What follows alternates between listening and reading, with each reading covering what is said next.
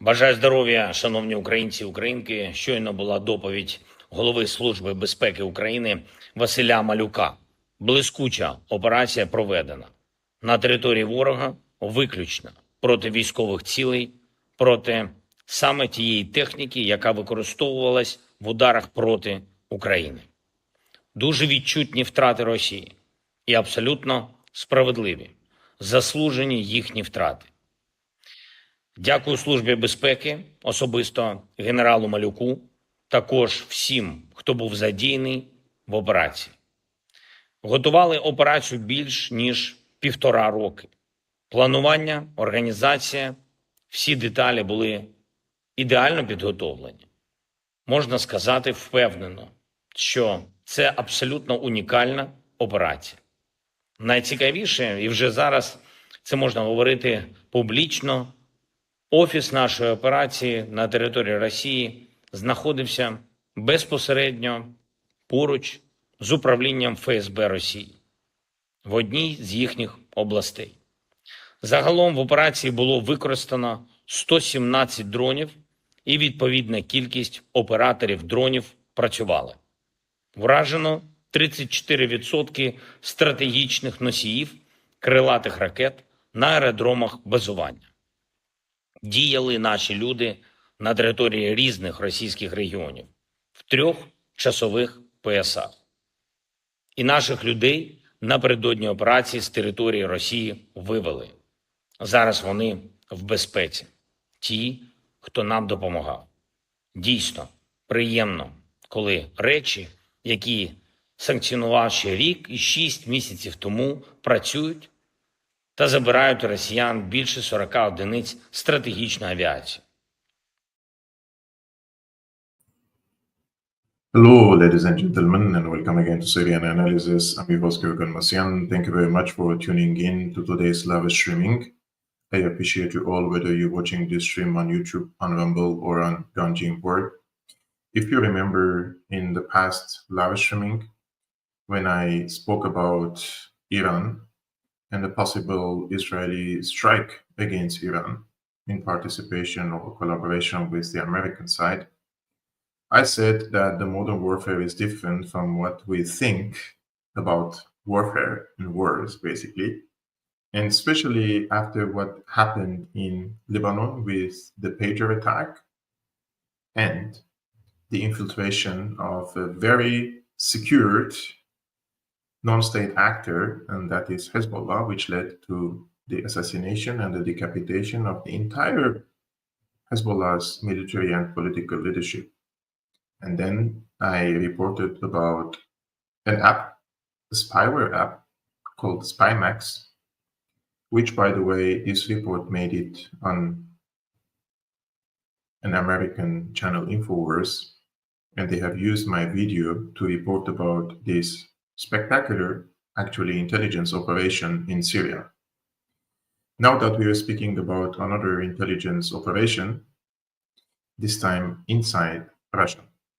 First things first, I have to say this operation was successful because the core of the issue was psychological and not military. And today when I watched the footage from Turkey, where the Russian and the Ukrainian side have met, basically it seems that the Ukrainian side came in a more bold position because now they can portray that after this operation, they are still in the game. They're still defending themselves and they are still capable of inflicting heavy pain from the Russian side, which means they can convince their Western partners to deliver them more weapons and also assist them with intelligence in order to carry out similar acts and attacks against the Russian side. Now, from the military perspective, of course, there are different theories, and I have read different arguments about this attack. My personal opinion is that I was myself impressed by this operation. I mean, who would have thought that Ukraine, of course, in cooperation and collaboration with other foreign intelligence, and I'm sure that Ukraine didn't do this by itself, And I'm sure that there are American actors and British actors involved in this. I don't have like solid evidence to prove it, but I know that the Americans and the Brits are very capable of carrying out such operations, intelligence operations inside Russian territories. So I would assume that they have helped and assisted the Ukrainian side. Now, I don't know how much Trump himself was involved in this. There is a division in the United States. Some say that Trump didn't know anything about this attack, which puts Trump's alleged efforts to bring peace to Ukraine into jeopardy. And others say that's impossible, that Trump was out of the scene. They don't believe it. And they think that Trump and his administration were involved. And therefore, this is also Trump's war now, and not only Biden's war. I collected many arguments. I collected different data. I collected different theories about this attack. And I have written an article today on Substack titled Operation Spider's Web, a tactical spectacle, but a strategic disaster. Why I believe this has been a tactical spectacle and a strategic disaster, I will try to explain to you in today's live streaming and the first half or so of this stream. And then in the second half of the stream, we're going to speak about a little bit about Syria, and especially Jolani's recent interview with the Jewish Journal. And he said, or he told the Jewish Journal that Israel and his regime share common enemies, and that he's open for normalizing relations. And I know this is not shocking to many.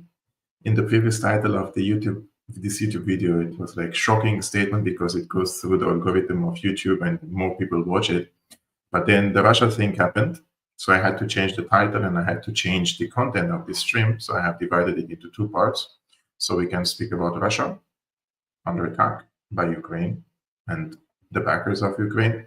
And then we speak about Syria. And those two topics are very important and interconnected. And this is something that I have argued. And I said Russia lost Syria.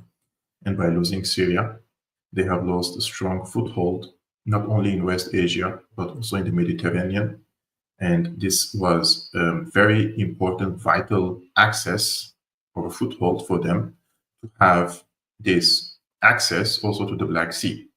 So I would say that I don't know if Russia sold off Syria to other parties, thinking that there would be a solution for Ukraine and they would get a bigger piece of the cake, or they would win this war. I'm just saying, I don't know if this theory is correct, but some people say that Russia sold Syria to the US, to Israel. In exchange, they will get something big in Ukraine. If I'm saying, for an argument's sake, if this theory is correct, then Russia is screwed, because it seems that the Brits, Americans, French, and other intelligence apparatuses are not going to give up on Ukraine, and they are ready to bleed Ukraine to the last soldier in order to drain the resources of Russia and weaken it from within. And now, after this operation against Russia, I have read countless of statements and posts by Russians and people who support Russia. And it's quite clear that there is a huge disappointment from Russia, and there is a huge moral boost for the Ukrainian side and the opposite in Russia. So on the moral side, yes, there is a big moral boost in Ukraine. However, I also would like to say that this could lead into a really strategic disaster. So I'm going to read to you the article I have written today and I posted on Substack in order to deliver to you my analysis and what I think could happen in the future after this attack against Russia. Now, first things first, I have to say that it is really difficult to overstate the theatrical nature of Ukraine's latest drone operation inside Russian territory, which was dubbed as Operation Spider's Web, as dozens of small drones. They were really small, by the way. I've seen the footage of it. They were really small drones They were reportedly smuggled into Russia over 18 months. They were stored in these delivery trucks. They were commercial trucks, basically. And basically, the top roof of these trucks will get open, and then drones flew, and they launched attacks against strategic air bases. Now, the headlines, of course, in the press, they're celebrating it as a major coup, an ingenious display of asymmetrical warfare. But in my opinion, peel back the media. If you peel back the media hype, the picture emerges. The picture that emerges is far more sobering. Now, Ukraine claims that the attack caused $7 billion in damage. Western media, of course, they parroted this number uncritically, while footage so far suggests only 4 to 6 destroyed aircraft. Those were strategic bombers. Even if we take Kiev's highest estimates at face value, claiming 34% of Russia's cruise missile carrier fleet was hit, this leaves Russia with overwhelming superiority in cruise missiles, ballistic missiles, drones, artillery, and lead bombs. In other words, Russia's strategic edge remains untouched. So, what was the real objective of this operation, you may ask? It was never about turning the tide of the war. It was rather a psychological operation, a stunt, meticulously timed with peace talks in Istanbul, designed to inject drama into Ukraine's collapsing military position and distract from NATO's own lack of options. Ukrainian officials are arriving at the negotiation table. Today they arrived, not with leverage, but with the illusion of victory manufactured for Western consumption, basically for the people. I have read some of the arguments of Brian Berletic, who is an amazing geopolitical analyst and a former US Marine. And I think he put it brilliantly in his analysis. He said, this is not a repeatable military capability. It's a one-time resource-intensive show. The only reason Ukraine's SBU even exposed how it was done is because it can't be done again at scale. And now that Russia knows the method, it will adapt, tightening its internal security and rewriting the rules of defense against long-range sabotage. But let's guys go a little bit deeper. What we're witnessing is not Ukraine going rogue, as some in the American right, like General Mike Flynn, suggested. He wrote a long post on X, and he argued that Ukraine has gone rogue. However, I believe that this is the continuation of a US-run proxy war, one that started long before 2022, as even the New York Times admitted. The CIA has been embedding itself in Ukraine's intelligence apparatuses for over a decade, training and directing sabotage operations inside Russia. This drone strike was no different. It bore the signature of US operational planning, logistics, and strategic timing. So the implications are, of course, enormous. Targeting nuclear-capable bombers, openly displayed due to treaty obligations, sets as a very dangerous precedent. Not because it tipped the military balance, because it didn't, but because it crossed a red line that until now had remained largely unchallenged.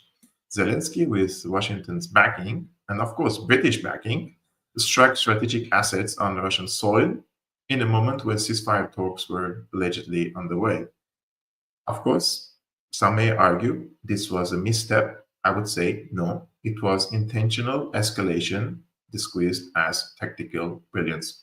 Now, General Flynn is, however, right about one thing. He says if such an attack had happened at a US bomber base, we would call it an act of war. But when it happens to Russia, Western commentators applaud it as ingenuity. So they think this is a very genius thing to do. Of course, this hypocrisy by these Western commentators is dangerous and suicidal, because what happens when Russia retaliates? When Russia no longer limits its strikes to Ukraine military infrastructure, but begins to hit NATO intelligence nodes, supply hubs, or CIA installations, or MI6 installations operating in Ukraine. Are Western capitals prepared for that chain reaction? Let's also be brutally honest about Ukraine's role in this equation. It is not a sovereign actor. This is very important. It is a vessel, a delivery system for NATO's aggression against Russia. Washington doesn't want peace in Ukraine. It wants Russia bled dry at Ukraine's expense. That's the real war effort. Sacrifice an entire nation to weaken a geopolitical rival.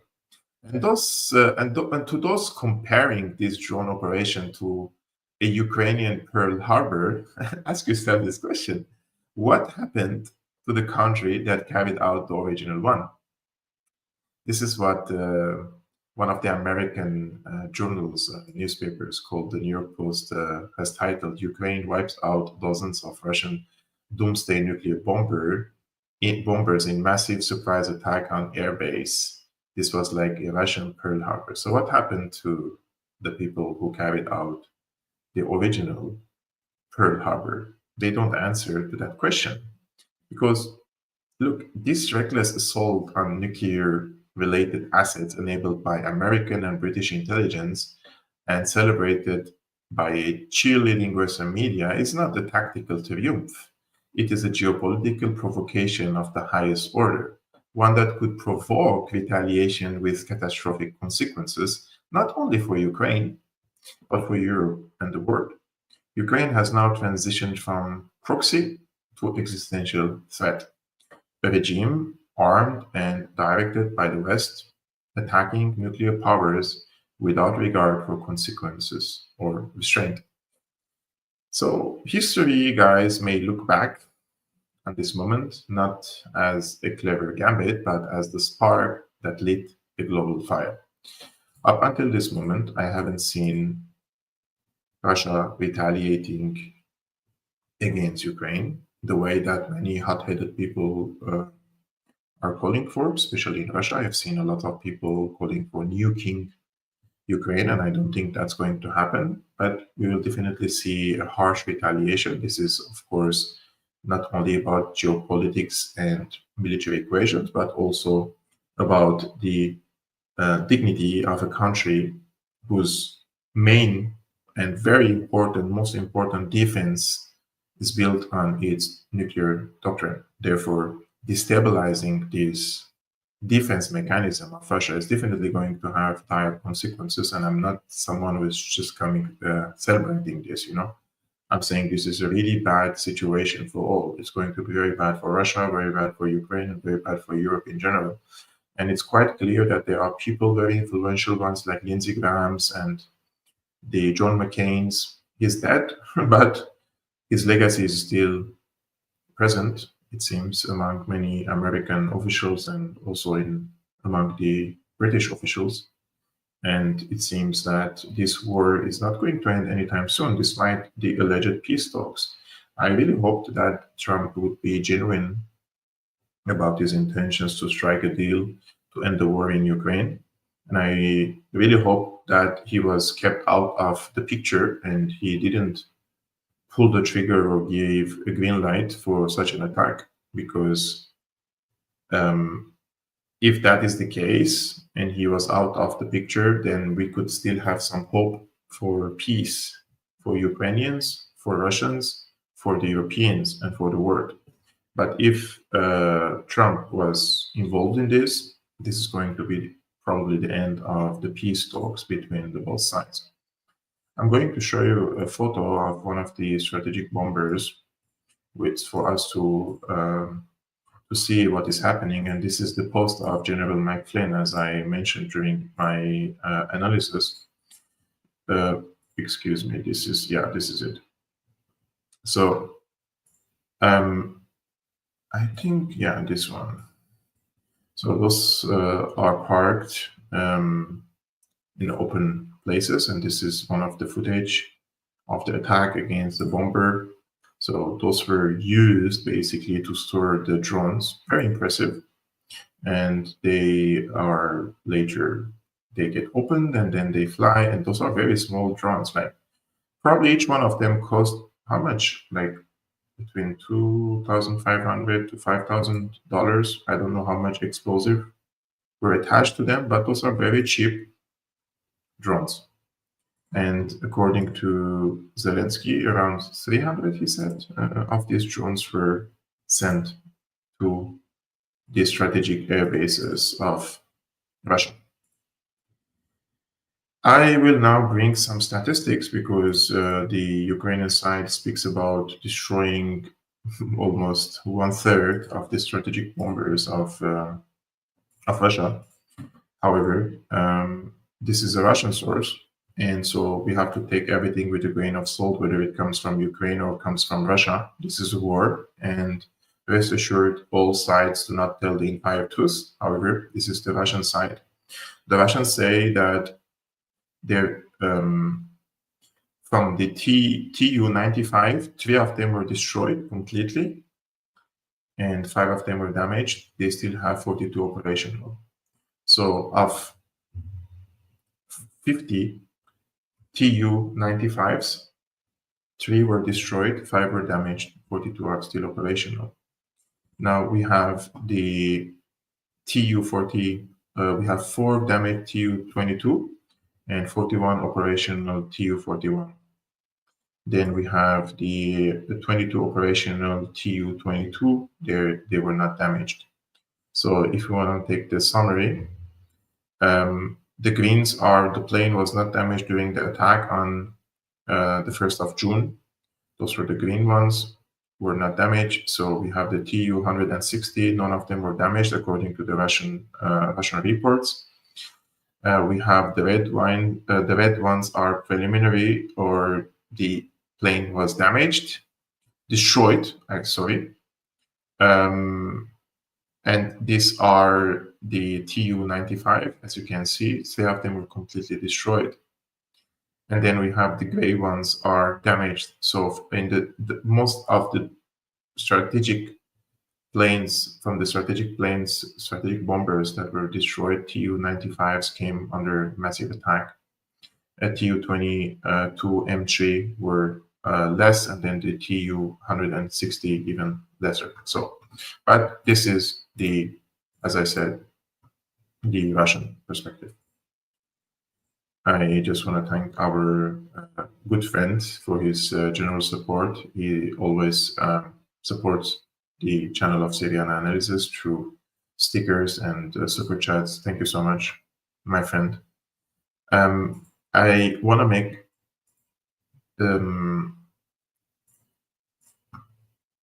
announcement that tomorrow at 5 p.m. Central European Time, 11 a.m. Eastern American Time, I will be joined by Kim Heller. She's from South Africa. As you may know, I have done an episode last week, and I received comments from you guys. Some of you liked it a lot, and it was educational for some of you, and some of you said that this is not the entire picture, and there is the other side of the story.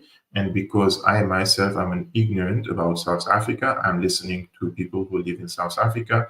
So Kim Heller has a different opinion, probably an opposite opinion of our friend Germ Warfare. Therefore, I have invited her, and she will be my guest tomorrow. So if you're looking forward to that, I would really appreciate it if you subscribe to this YouTube channel. We have reached the 100K goal, which is amazing. And I don't have much hopes that this channel will go to 200,000, 300,000, not because I don't trust you, but I don't trust YouTube, basically. I worked 8 years consistently on YouTube. In the past 2 years, I've been posting almost daily, and I reached 200K after 8 years of consistent work, despite suppression and shadow banning and a lot of tricks they do. They don't suggest your videos to other people. And I also would like to reiterate that on this channel, I'm the analyst, and I don't want to make a successful YouTube channel by only hosting famous people on my channel. And with these fancy headlines, it's over for Ukraine. It's crumbling. It's the end. Big titles, big thumbnails and stuff. People can click on it. I don't want to do that. So we're here. We really try to bring quality analysis. And even if we disagree with the guest, and I trust the audience of Syriana Analysis can be critical and can be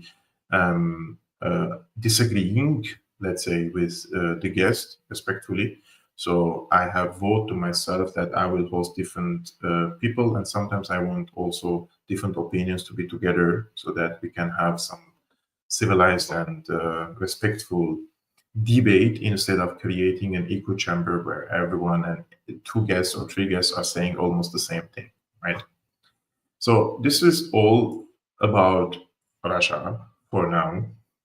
Of course, we will do another follow-up about Russia on Friday with our weekly regular guest, Dr. Tarek Civil Amar, who comes to a show on Syriana Analysis called Cold War 2.0.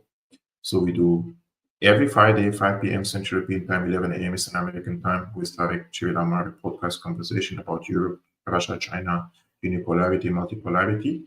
And we will definitely do another follow-up when things become clearer for us, and also probably we will see a retaliation from the Russian side till Friday. Now, the self-elected or self-appointed, selected president of Syria, Abu Muhammad al-Jolani, he has given an interview to a journal called the Jewish Journal. And I will show you some of the snips of this interview because it's hilarious, and he has done it without any shame. So this is part of the interview, basically. At the beginning, they are speaking about himself, blah, blah, blah, and then we go into more geopolitical issues. This was done by Jonathan Buss. He says, there is a deeper insight behind this economic vision. After a generation of loss, Syrians are tired of conflict. They crave peace, not just the absence of war, but the presence of opportunity. Every young man with a job is one less soul at risk of radicalization, Jolani said. Every child in school is a vote for the future. He says brilliant things, right? He's a good talker because he's being fed with script. There are people giving him the script to say these things.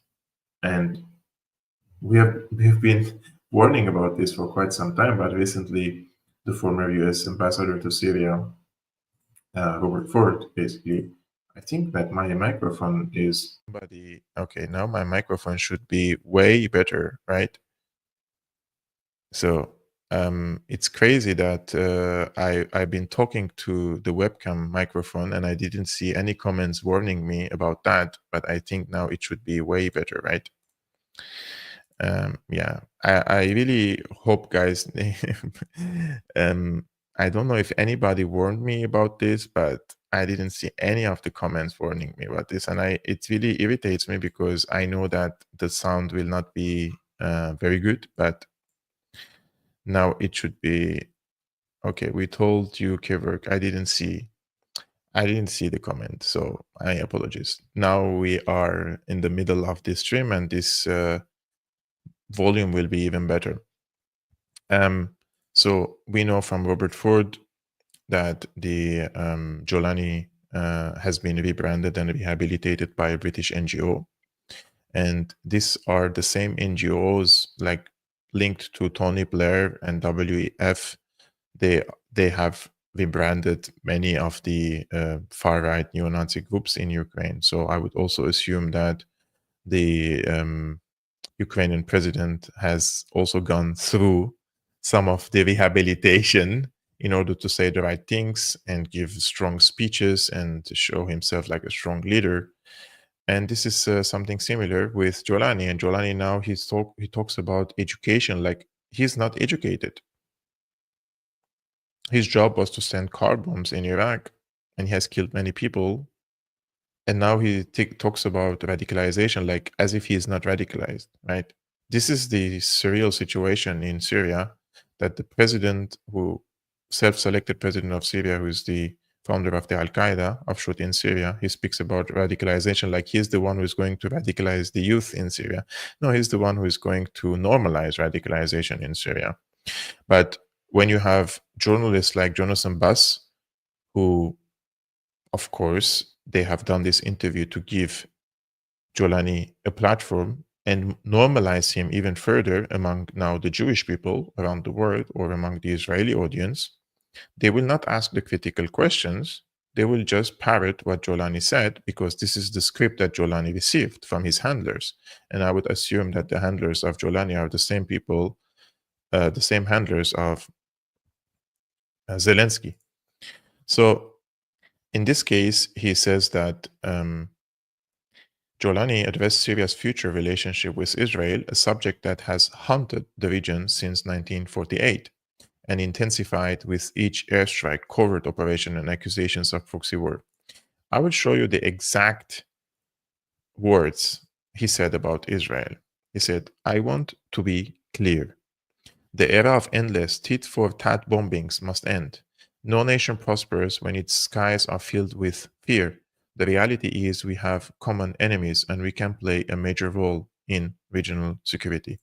So who are the common enemies between Jolani and Israel? Iran and Hezbollah.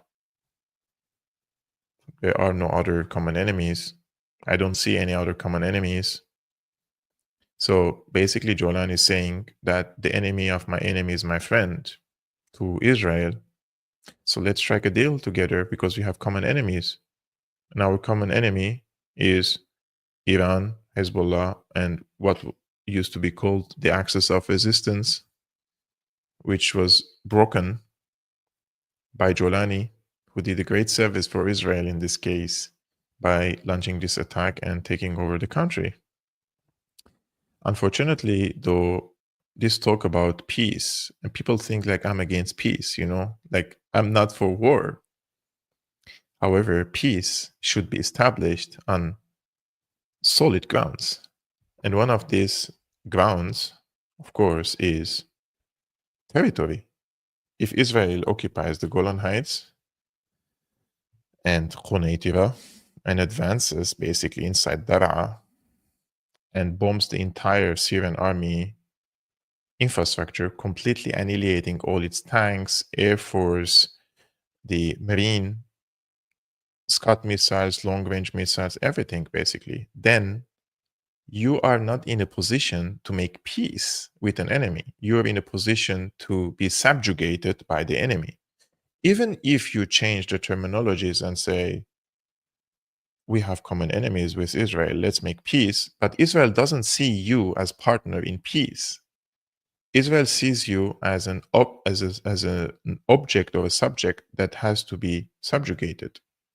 This is the mentality of Israel. So if you don't have military capabilities to force Israel to come to the negotiation table, then Israel will never give you back any inch, not even a zinch, not even a centimeter from the territories they have occupied. So even though Jolani keeps talking about sovereignty and 1974 disengagement agreement and that Israel should respect our sovereignty, you cannot force Israel to respect your sovereignty by sending gestures and goodwill, by giving goodwill statements. Israel will withdraw if you tell them that you're capable of forcing them to leave. This is very simple 101 military equation in the region. I haven't seen personally one example of Israel withdrawing without the other side forcing Israel to leave any inch of territory. So all this talk about that we want to make peace with Israel so we restore our territories, it's not going to happen as long as Syria doesn't have a military, doesn't have any capability to resist. If Israel wants to roll into Damascus, they can reach now in 48 hours. They can walk. So why would they strike a peace? They may in the future strike a normalization deal with the Jolani regime, by the way, and I think that it will happen, but that doesn't mean that Syria will restore its territories or will restore its sovereignty. Israel will always have a superior air force. They will penetrate the Syrian airspace. They will continue occupying its territory, water resources. and they will dominate over Syria. So if that is peace, then okay, maybe the definition of peace is different from one person to another. I don't think that is peace. So now there is some funny statement here made by Trump. He says that he sees Donald Trump as a man of peace, and he says we have both been shot at by the same enemy. I don't know who is he talking about, to be honest with you. Who shot Jolani?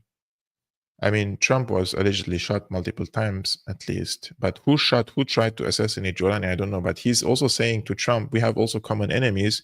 The people who tried to kill you are the same people who tried to kill me. I don't know really who is he referring to here. So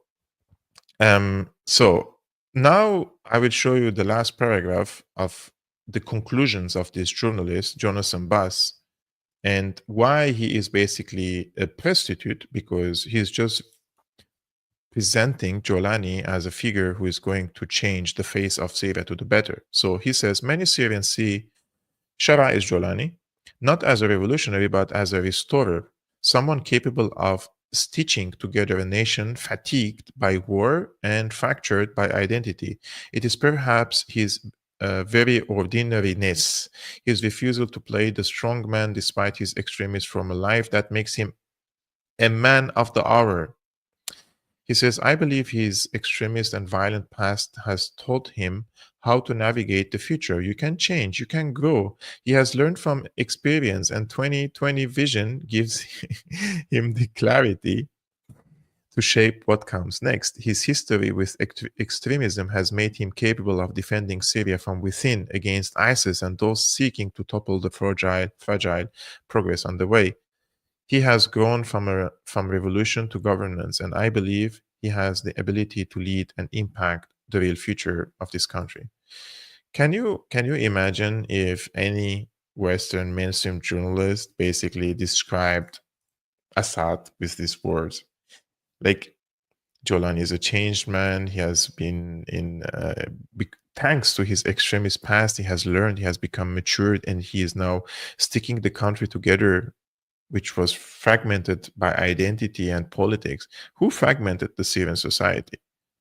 Has Assad, like before the war, was fracturing the Syrian society, or there was peace and stability in the country and basically economic development as well? I mean, I have criticized Assad for his wrongdoings, but when it comes to stability and security, Syria was a very secure and stable country. So now that we are completely changing history and rewriting history, basically, now they talk about Jolani like he is the one who is going to unify the Syrians. So how much this is accurate? I will show you a very short clip of a photographer. Her name is Courtney Buno. I hope that I'm not butchering her name. But first, let me show you her profile, because she was on an interview. So you can also tell me if I'm butchering her name. Her name is Courtney Buno. She is a photographer for Middle East Images, and she's been to Iraq previously.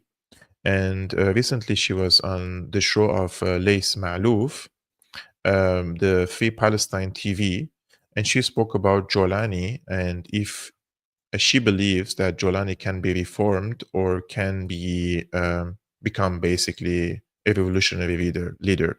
Take a look. I've seen Jolani's handiwork in the mass graves of Mosul. I know what he's capable of. People don't realize he was an attaché to al-Baghdadi in 2013. He was part of Daesh at their inception. He is through and through a monster. He is a terrorist. And now the all Western establishment are shaking hands with this They're shaking hands with him. Let me tell you something. I spent so many years photographing former soldiers of Daesh and looking in their eyes. You cannot rehabilitate somebody who's committed these kinds of atrocities. These guys have nothing behind their eyes. They are a danger to themselves, and they are a danger to the people around them, and so is Jolani. There is nothing behind his eyes.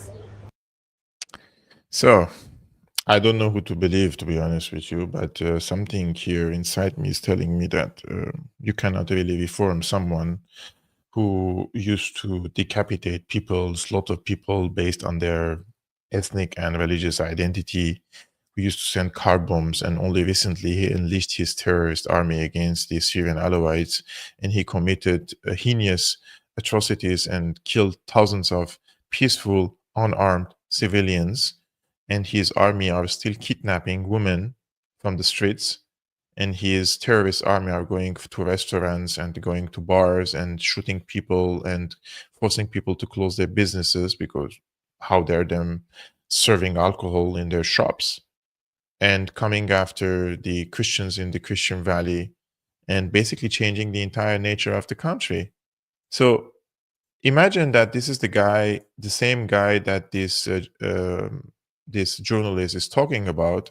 So imagine that Jolani appointed. So the Mufti of Al-Qaeda or Al-Nusra Abdul Rahim Atwan, he has been appointed as a religious advisor to Jolani by presidential order. And this guy, he calls for fighting all religions, sects, and denominations and imposing jizya on them. Jizya is like a tax, while also humiliating them. So I will try to play the video. First, let Joshua Landis says, Syria's president takes an advisor, Abdul Rahim Atwa, who speaks of the duty to fight against non-Sunnis and to humiliate them. So this is the video. I will try to translate it for you. مجاهدون في سبيل الله نسأل الله أن نكون منهم. ألا أقول لا نتكلم عن أنفسنا، نقول المجاهدون في سبيل الله، المجاهدون الصديق، نسأل الله أن نجعل منهم. هم سادة الموحدين، هم سادة الولاء والبراء. أعلى صور الولاء للمؤمنين أن تقدم روحك دفاعا عنهم. So he is talking about the jihadists, and the highest level of jihadism is to sacrifice your life for God. وأعلى صور البراءة من الكافرين أن تقاتلهم وتقتلهم ويقتلوك. So also one of the highest levels of jihad is to fight against the infidels and to humiliate them and kill them. والمجاهدون في سبيل الله هم سادة تحكيم الشريعة، لأن أعلى صورة لتحكيم الشريعة في واقعنا هو نزال هؤلاء الطواغيت وقتالهم. عندما نتحدث عن طهرية المنهج أو عن المنهج، نحن كلنا أصحاب منهج، وما نقاتل إلا من أجل المنهج الذي هو الإسلام العظيم الذي ننتسب إليه، ومن يبتغي غير الإسلام دينا فلن يقبل منه وهو في الآخرة من الخاسرين. So he's basically saying those who are not Muslims, they will lose heaven basically. So after life, they will be challenged by God. So it's their duty, these so-called jihadists, to fight these infidels, those who are non-Muslims, and humiliate them and kill them. And this is exactly what the Jolani army did when they went to the coastal cities, to Latakia, Tartus, Jable, Banyas, and also in Hama and Homs. It wasn't about killing, it was also about humiliating. And I have been saying this multiple podcasts, that this joy in killing, it shows the nature of the people who are fighting against these unarmed civilians. So if you're a fighter in any army, what's the source of the joy of killing an unarmed person? Basically, if you're fighting against an enemy army and you killed someone because there was a threat against you, but when you kill an unarmed person begging for you, that means that your value system is permitting you to kill someone unarmed because he doesn't belong to your religion or sect. And also the part of the humiliation and the joy of killing, right? There is sadism, there is psychopathy, there is a lot of things behind it that any civilized person will find a difficulty to have a conversation with this type of people, because their mentality is built on killing and fighting. And therefore, there is no way to take out the Jolani regime with peaceful transition. There are so many people are so naive. When Assad was gone, they called me and they said things like, oh, now that Assad is gone, maybe we could have the opportunity to form political parties in Syria. Maybe you could join us as an expert and you can advise us and do this. It's like, are these people crazy? And these people are intellectuals. They're authors, they are journalists, they're public figures.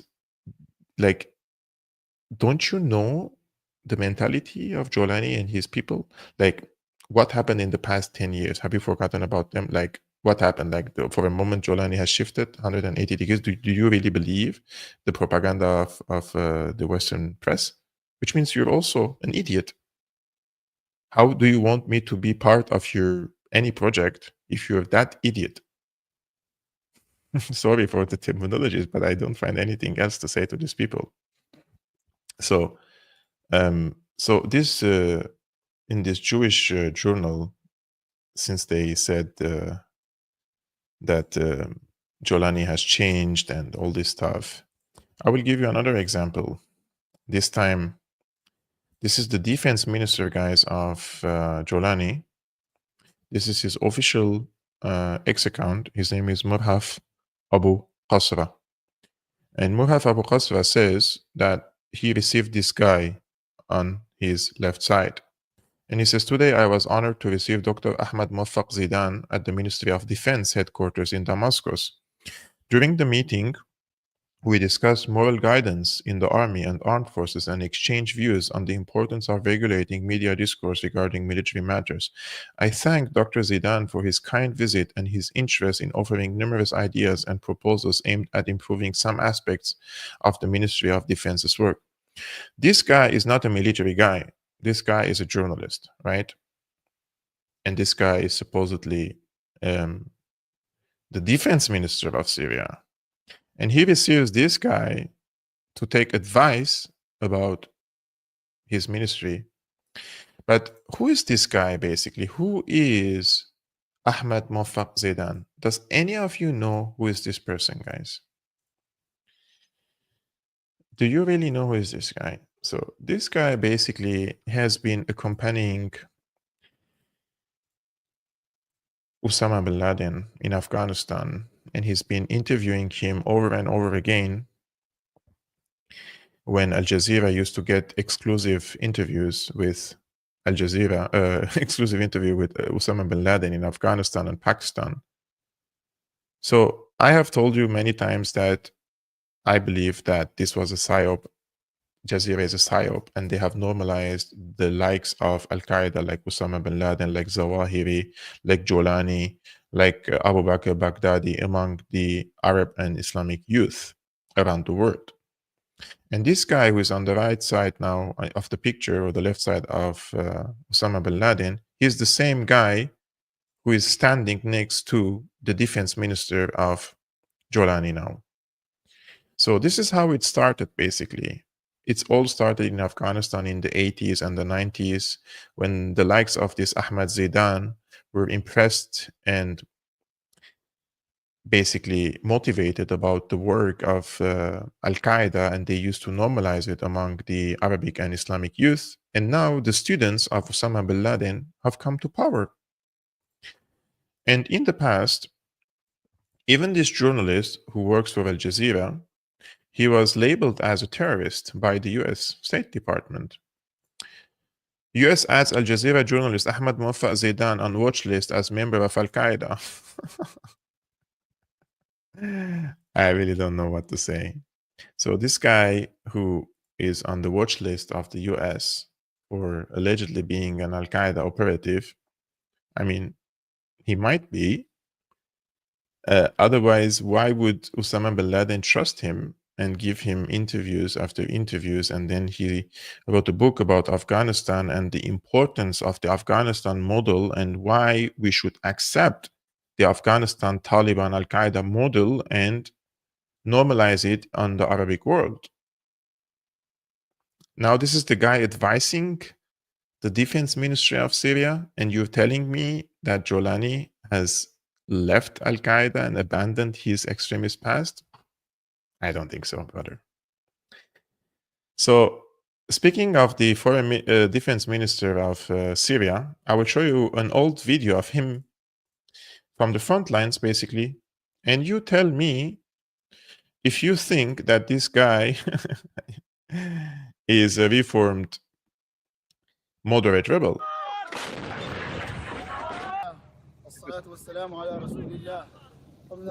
This is the now defense minister of Syria when he was from Al Qaeda and fighting in Syria against the Syrian army.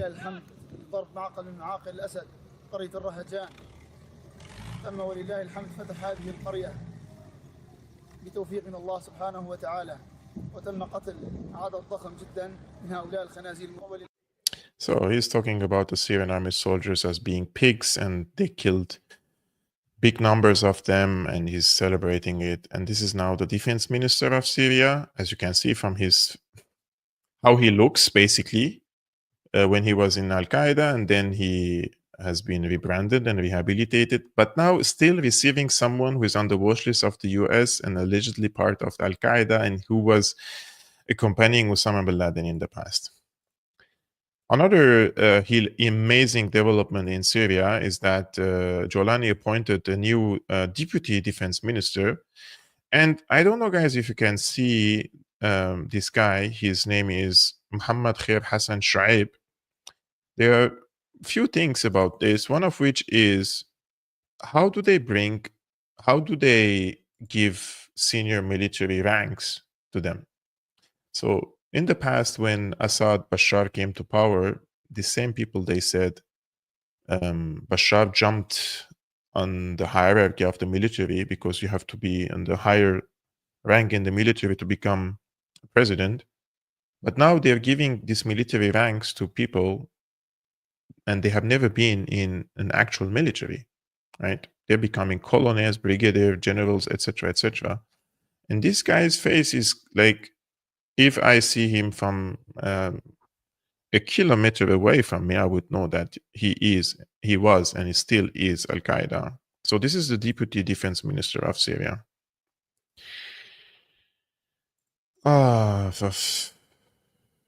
Another hilarious. I'm showing you a few things because this is all is claimed to be the new reformed Syria. So this is in Damascus, guys. I was in this place a few weeks before the regime change, right? And there were only Syrian flags, some kufiyas. Those were the only political symbols that you could see in this place. Now, if you go to this place, you will find not only the Al-Nusra flag, the Al-Qaeda flag, but also the ISIS flag.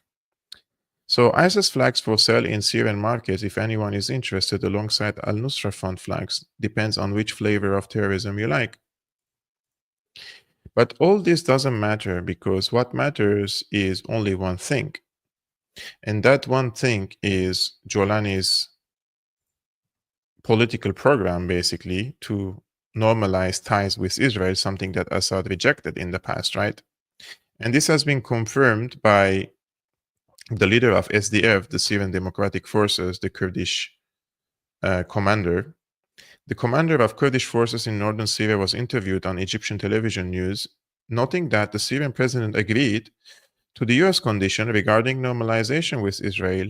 As for his organization, he denied that there are any ties to the occupation. So he said, basically, his name is Mazloum Abdi, by the way. He said that after normalization with Israel, like normalization with Israel was one of the American conditions for removing sanctions from the state. He made it clear that normalization was one of the conditions revealed by the US to the Syrian president, and he agreed. As for the Democratic Syrian Forces, the movement he headed denied having any connection with the occupation, the text reads. However, we should mention that when asked about this in an interview with BBC, he replied, "We are ready to receive support from anyone who offers. If they can prevent assaults against us, we will welcome it and appreciate it. Israel has influence in the US, the West, and the region."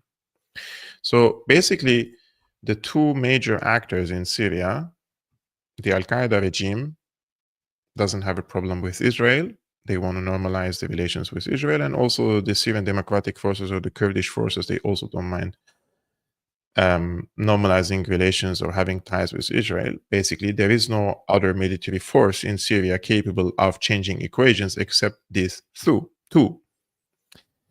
However, we have people who have been spreading blatant lies in the past years, one of which is this talking head, C.G. Warleman Shaw, which I believe if you replace whatever is standing above his shoulders with a watermelon, he would present more solid analysis than what he does. Basically, is a propagandist for, most likely, for Qatar and for Turkey. And this is what he titled before Assad fell, basically, just before he said, Iran, if Assad falls, Israel falls.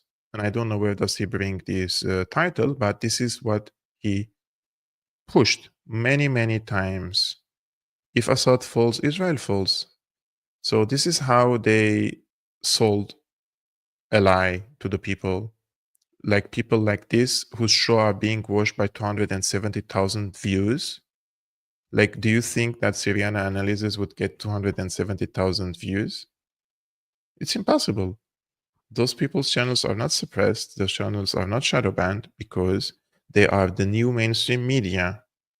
And as I said in this post, many fled the mainstream media seeking truth, only to walk into another trap. I warned from the beginning, not everyone in the so-called alternative media is genuine. Some were always Trojan horses carefully placed to hijack the awakening of critical thinkers and steer it off course. Now their masks are slipping, but for many, it's already too late. Final thing in this live streaming, guys, I have seen that there is a security event happened in the United States. An Egyptian person he had a Molotov and he attacked pro-Israel demonstrators. I haven't followed the details of it, but I have followed the reactions to it. And if you go to X, and I'm not defending anyone here, but I have to say my observation clearly, if you go to X, just type Islam belong to West or doesn't belong to West or whatever, just write Islam and West, and you will see a script distributed to all these MAGA supporters who are very pro-Israel. I'm specifically saying the MAGA supporters who are pro-Israel, right? One of which is, of course, Charlie Kirk. There are so many of them. If you go to X and type Islam and West, and you will see people like him just writing this simple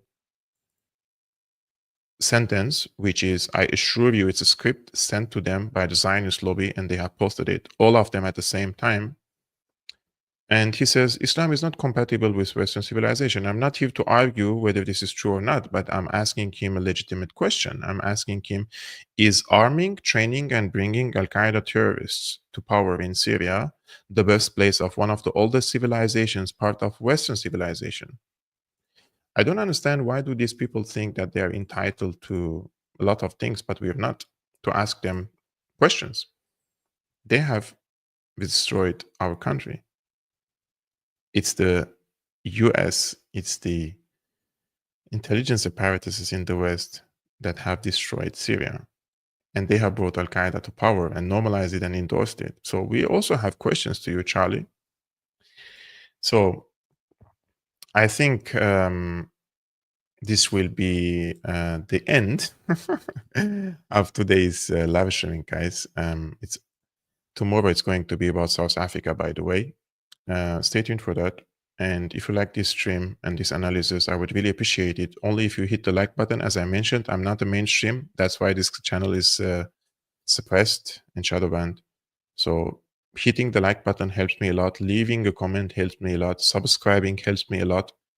And if you like to support the independent work I'm doing, you can become a patron, patreon.com/Syriana Analysis. If you don't like to use Patreon, There are different other means in the description below. And I will see you tomorrow on Tuesday, 5 p.m. Central European Time, 11 a.m. Eastern American Time. We're going to talk about South Africa. Stay tuned for that. I wish you peace upon your families. Salam.